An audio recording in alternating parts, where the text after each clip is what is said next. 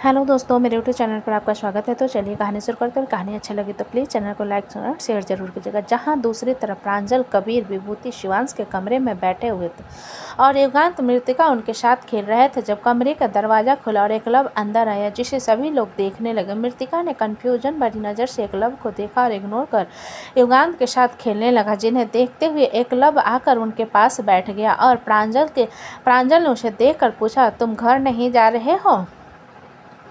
Uncle ने कहा है कि कुछ दिन यहीं रहना है, एकलव ने जवाब दिया। विभूति ने खुश होते हुए कहा, मैं भी अभी कुछ दिन यहीं रहूंगी। एकलव ने अपना सिर हिलाया जब एक छोटा टेडी उड़कर उसकी गोद में आकर गिरा। एकलव ने सामने देखा तो मृतिका घुटनों के बल रेंगते हुए उसके पास पहुंची और अपनी बड़ी बड़ी आंखों से एकलव को देखने लगी। एकलव उसकी बड़ी बड़ी आंखों को देखकर एक पल को ठिठक गया, फिर अपने हाथ में पड़ा टेडी उठाकर उसकी तरफ बढ़ा दिया। ये तुम्हारा है? उसने बहुत धीरे से पूछा। मृतिका ने जवाब में कुछ नहीं कहा, बस टेडी को पकड़ सीने से लगा लिया और खुशी में हल्की सी आवाज़ निकालने लगी। ये बोलती क्यों नहीं? एकलव ने कंफ्यूज होकर प्रांजल की तरफ देखा। कबीर हंसते हुए बोला, अरे पगली, 11 महीने की है, बोलेगी कैसे? एकलव ने हल्का सा सिर हिलाया। ओह। विभूति ने आगे बढ़कर कहा, इसे टेडी बहुत पसंद है, जो भी टेडी दिखे उस उठा लेती है। एकलव ने अपना सिर हिलाया और तभी युगांत घुटनों के बल चलते हुए एकलव के पैर के पास आ गया और उसके पैजामे को पकड़कर खड़ा होने की कोशिश करने लगा, जिसे देख एकलव घबरा गया। ये गिर जाएगा। नहीं गिरेगा, ये एक्सपर्ट है, प्रांजल ने मुस्कुराते हुए कहा। एकलव ने तुरंत अपने हाथ आगे कर दिए। ठीक है, लेकिन अगर गिरा तो मैं जिम्मेदार नहीं हूँ। युगांत ने जैसे उसकी बात सुनी ही नहीं, बल्कि उसकी उंगली पकड़कर खड़ा हो गया और खुश होकर बड़बड़ाने लगा। मृतिका ने ये देखा, वो भी फिर से एकलव की गोद के पास आ गई और टेडी को उसकी तरफ बढ़ाने लगी, जैसे दिखा रही हो। ये मुझे दिखा रही है या दे रही है? एकलव ने कन्फ्यूजन में पूछा। प्रांजल ने जवाब में कहा, दिखा रही है मतलब खुश है।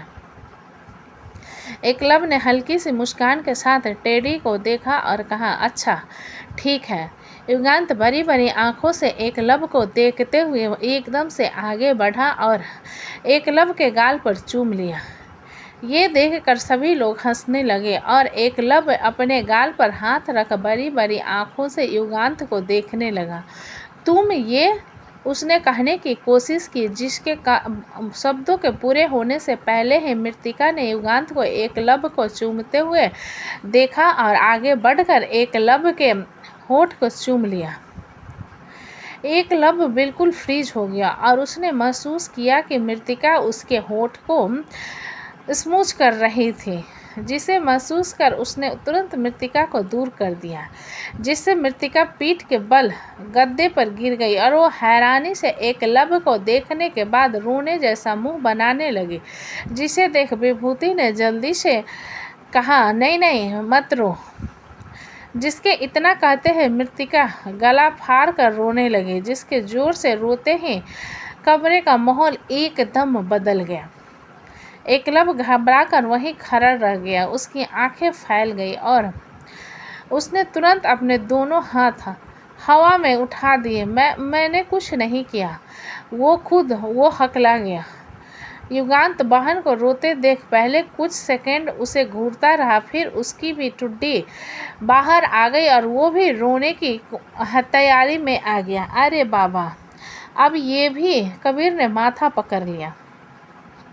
विभूति फुर्ती से आगे बढ़ी और मृतिका को गोद में उठा लिया। नहीं रोते, देखो टेडी, उसने टेडी को हिलाते हुए कहा। प्रांजल ने युगांत को उठाते हुए उसे थपकियां दी। लो लो, चुप, मम्मा आ जाएगी तो डांटेगी। एकलव वही अपराधी भरी हालत में खड़ा रहा। मैंने उसे धक्का नहीं दिया था, वो बस। उसकी आवाज़ धीमी पड़ गई। प्रांजल ने उसकी तरफ देखा और बोला, पता है वो बस गिर गई। विभूति ने मृतिका की पीठ सहलाते हुए एकलव्य की तरफ मुस्कुरा कर देखा। डरो मत, ये ऐसे ही रोती है। लेकिन मृतिका का रोना थमने का नाम नहीं ले रहा था। उसकी बड़ी बड़ी आंखों से आंसू गिर रहे थे और वो बार बार एकलव्य की तरफ हाथ बढ़ा रहे थे। ये देखकर एकलव्य और ज़्यादा कन्फ्यूजन में हो गया। वो धीरे धीरे आगे आया और झिझकते हुए बोला, उसे मैं चाहिए हूँ शायद। कबीर ने कंधे उचका दिए। विभूति ने थोड़ी देर सोचा, फिर मृतिका को हल्का सा आगे करते हुए बोली, लो पकड़ लो, लेकिन संभाल कर। एकलव्य ने घबराते हुए मृतिका को गोद में लिया, लेकिन अब उसे मृतिका के करीब आने पर भी डर लग रहा था। मृतिका ने जैसे ही खुद को उसकी गोद में पाया, उसका रोना धीरे धीरे थम गया। उसने अपनी छोटी सी हथेली एकलव्य के शर्ट पकड़ ली और सिसकते हुए उसकी छाती से लग गई। एकलव्य ने नीचे देखा और पहली बार उसके चेहरे पर सुकून जैसा कुछ आया। ये अब रो नहीं रही है, उसने हैरानी से कहा, क्योंकि इसे तुम पसंद हो, कबीर ने सीधे सीधे कह दिया।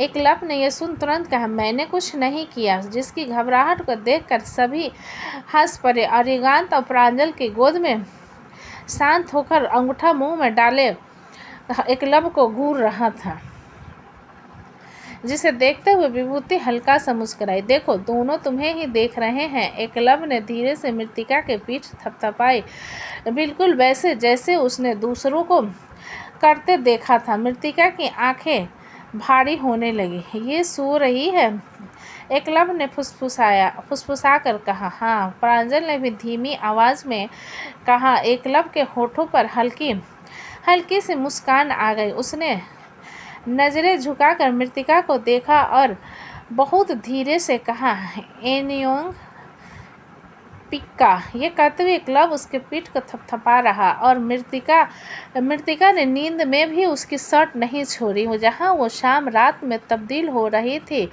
लॉस एंजल्स में सुबह हो रही थी और आर्मस्ट्रॉन्ग पैलेस के गार्डन में शादी की तैयारियां चल रही थी, जो कि क्रिश्चियन ट्रेडिशन के अकॉर्डिंग होने वाली थी। बाहर से आती आवाज़ों को सुनकर तापसी अपनी गहरी नींद से जागी और उठकर बैठ गई। तब उसकी नज़र एकदम से सामने वाले बालकनी पर गई, जहां पर सफ़ेद पैंट और शर्ट पहले हाथों में कॉफ़ी का कप पकड़े अल्ड्रिच खड़ा बाहर देख रहा था, जिसे अपने बेडरूम में देखते हुए तापसी के चेहरे के तमाम भाव एक ही पल में बदल गए और अल्ड्रिच ने पलटकर तापसी की तरफ देखा और हल्का मुस्कुरा दिया। गुड मॉर्निंग स्वीटहार्ट, उम्मीद है तुम्हें अच्छी नींद आई होगी। तापसी ने उसकी मुस्कुराहट को देखते हुए अपना सिर हिला दिया और एक नज़र दीवार पर लगी घड़ी की तरफ देख कर पूछा, मुझे पहले उठा देना चाहिए था। नहीं, अल्ड्रिच ने सिर नहीं में हिला दिया। डैड ने कहा कि मैं उनके होने वाले पोतों को परेशान ना करूं। ओह, पोता? क्या हुआ? अगर ये पोती हुई तो फेंक दोगे? कहते हुए तापसी का चेहरा सख्त हो गया, जिसे देख अल्ड्रिच ने उसकी तरफ कदम बढ़ाते हुए सिर नहीं में हिला दिया। नहीं, बच्चा अगर हमारा है तो क्या फ़र्क पड़ता है, लड़का है या लड़की? उसके माँ और बाप दोनों कमज़ोर नहीं हैं। ये कहते हुए अल्ड्रिच उसके बिस्तर के पास आ गया, जिसे सिर उठाकर तापसी ने देखा और पूछा, मुहूर्त कितने बजे की है? मुहूर्त? अल्ड्रिच ने आंखें चढ़ाकर पूछा। ये क्या होता है? तापसी ने कुछ देर तक उसे देखा और कहा, हमारे यहाँ शादी के लिए मुहूर्त की ज़रूरत होती है, क्या तुम्हारे यहाँ नहीं होती? अल्ड्रिच ने उसकी बात सुनकर हल्की सी हंसी छोड़ी और कॉफ़ी का कप साइड टेबल पर रख दिया। मुहूर्त नहीं होता यहाँ, सब कुछ टाइम स्लॉट में वॉज रिंग सब प्रीडिसाइड। ओह, तरह शादी भी खोखली है, तापसी ने हिंदी में कहा, जिसे अल्ड्रिच समझ नहीं पाया और कंफ्यूज हो गया। What did you just say? Nothing, so no I have to get ready. उसने बात बदलते हुए पूछा। ऑल्ड्रिच ने अपना सिर हिला दिया। तुम प्रेग्नेंट हो, इसलिए तुम्हारे लिए हल्के कपड़े मंगाए गए हैं। So don't worry. हम तापसी ने अपना सिर हिला दिया। मैं फिक्र नहीं कर रही हूँ, मैं बस हैरान हूँ कि तुम्हें बच्चे की सच में परवाह है या। हाँ, ऑल्ड्रिच ने अपना सिर हिला दिया। है बच्चे की परवाह, because I fucked someone for the first time and she got pregnant with my first com. It's not called fucking, it's called rapping. Taapsee ने याद दिलाने वाले लहजे में कहा, जिसे ऑल्ड्रिच ने कुछ पल देखा और कहा, स्वीटहार्ट, तुम्हारा मुझे बार बार याद दिलाने का कोई मतलब नहीं है, क्योंकि तुम्हें अपनी पूरी ज़िंदगी मेरे साथ बितानी है। तो पास्ट को इग्नोर करो और हम प्रेजेंट के साथ फ्यूचर पर फोकस करो। फ्यूचर को मारो गोली, मैं तो प्रेजेंट को एंजॉय कर रही हूँ, तापसी ने हल्का मुस्कुरा कर कहा। तापसी की मुस्कुराहट को देख ऑल्ड्रिच की आंखें सिकुड़ गईं। वो समझ रहा था कि वो मुस्कान उसे चिढ़ा रही थी, ऐसी मुस्कान जिसमें डर नहीं था बल्कि एक अजीब सी बेपरवाही थी। एंजॉय, ऑल्ड्रिच ने धीमे लेकिन सख्त लहजे में दोहराया। तुम्हें लगता है ये कोई वैकेशन है? तापसी ने कंधे उचका। वैकेशन नहीं, सर्वाइवल है, और सर्वाइवल में जो मिले वही एंजॉय करना चाहिए।